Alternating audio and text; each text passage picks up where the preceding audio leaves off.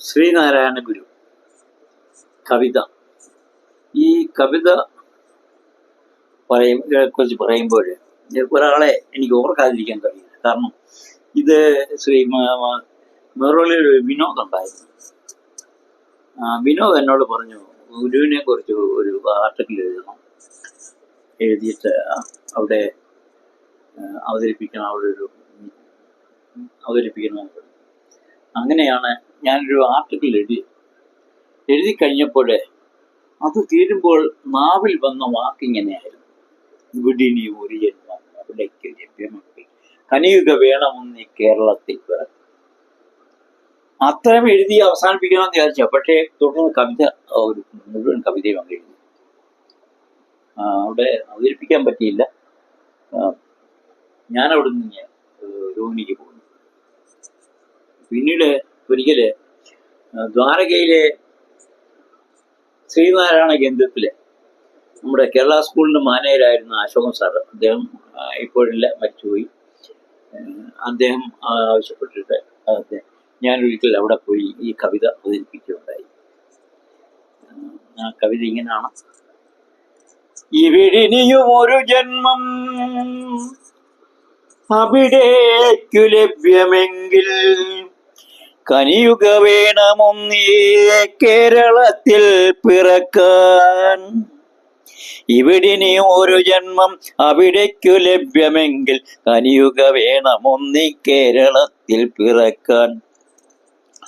തളരുകയില്ല ഞങ്ങൾ തണലായി വന്നിടേണം, തിറവോടെ ചൊല്ലിടേണം അവിടുത്തെ ദർശനങ്ങൾ. പഴുതൊന്നുമില്ലയാതെ പറയണം ആത്മതത്വം, പതിവായി ഞങ്ങളോടെ പരമാത്മദർശനങ്ങൾ. അതിരുകളിയലാതൊരു ആത്മതത്വം പകർന്നോം, അതിരുകളിയലാതൊരു ആത്മതത്വം പകർന്നോം. ആഴിപോലാഴമുണ്ടാം അഖില ബ്രഹ്മാണ്ടതത്വം, തികവോടെ ചൊല്ലിടേണം സരള കർമ്മോപദേശം. പതിതർക്കു തികവ് നൽകാൻ പതിവായി ഞങ്ങളോട്, തികവോടെ ചൊല്ലിടേണം സരള കർമ്മോപദേശം. പതിതർക്കു തികവ് നൽകാൻ പതിവായി ഞങ്ങളോട്. അരുതൊന്നു ചൊല്ലിടാനായി അവിടുന്ന് വന്നിടേണം, അരുതൊന്നു ചൊല്ലിടാനായി അവിടുന്ന് വന്നിടേണം. ഒരു ജന്മം ഇവിടെ വീണ്ടും അവിടുന്ന് എടുത്തിടേണം. സിദ്ധയോഗീശ്വരർക്ക് പുനജന്മമില്ല പോലും, സഹജീവി പാശമാർന്നാൽ യോഗിക്കു ജന്മമാകാം.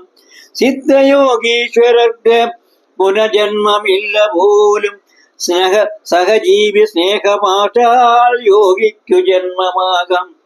ഗുരുദേവ ചരണയുഗ്മം സ്മൃതിയിൽ നിറഞ്ഞിടേണം, ഗുരുദേവ ചരണയുഗ്മം സ്മൃതിയിൽ നിറഞ്ഞിടേണം. അദ്വൈതം ആത്മതത്വം ഹൃദയത്തിലാഴ്ന്നിടേണം. അറിയാതുറന്നു വന്നു ഗുരുസ്വാമി ദർശനങ്ങൾ, നിറവാർന്ന ചരണയുഗ്മം നിലവിൽ നിറഞ്ഞ നാളിൽ. ഒരുപക്ഷേ ഈ കവിത എഴുതാൻ എന്നെ പ്രാപ്തനാക്കിയത് എൻ്റെ RSS ജീവിതമായിരിക്കും, പ്രചാരക ജീവിതമായിരിക്കാനാണ് സാധ്യത. കാരണം ഞാൻ 80കളിലെ വൈക്കത്തും തുടർന്ന് വൈപ്പങ്കരയിലും പ്രചാരകനായി, RSSന്റെ പ്രചാരകനായിരുന്നു. തിരിച്ച് റാന്നി താലൂക്ക് ബൗദ്ധികവുമായിട്ടും ഒരു വർഷം വർക്ക് ചെയ്തു. വൈപ്പങ്കരയിലെ ജീവിതം ഒരു ആവേശകരമായ ഒരു ജീവിതമായിരുന്നു. കാരണം ശ്രീനാരായണ ഗുരു താമസിച്ച അനേകം ഭവനങ്ങളിൽ കയറി കഴിഞ്ഞു. സഹോദരൻ അയ്യപ്പന്റെ വീട്ടിലൊക്കെ പോയിട്ടുണ്ട്. അദ്ദേഹം പ്രതിഷ്ഠിച്ച അനവധി ക്ഷേത്രങ്ങളും വൈപ്പങ്കരയുണ്ട്. ചെറായി യൂരീശ ക്ഷേത്രം ഗുരുദേവൻ പ്രതിഷ്ഠിച്ചാണ്. 2004 ഞാൻ ഡൽഹിയിൽ പോകുമ്പോഴും അവിടെ പോയിരുന്നു. അന്ന് RSSന്റെ റൂട്ട് മാർച്ചും പരമേശ്വരിയുടെ പ്രഭാഷണമൊക്കെ ഉണ്ടായിരുന്നു. അന്നാണ് ഞാൻ വൈപ്പങ്കരയിലെ ശ്രീനാരായണീയനായിട്ടുള്ള പവിത്രൻ സാറിനെ, നായരമ്പലങ്കാരൻ പവിത്രൻ സാറിനെ കണ്ട് അദ്ദേഹത്തിൻ്റെ കഥകൾ പിന്നീട് ഒരു കർമ്മഭാണ്ഡമെന്നും ഒരു ശ്രീനാരായണന്റെ കഥയെന്നും ഒക്കെ ആക്കി കാവ്യമാക്കി മാറ്റിയിട്ടുണ്ട്. അപ്പം അവിടുത്തെ ജീവിതമായിരിക്കാം ഒരുപക്ഷെ ഈ കവിതയ്ക്ക് ജന്മം നൽകാൻ കാരണം എന്ന് ഞാൻ ഉറച്ച് വിശ്വസിക്കുന്നു.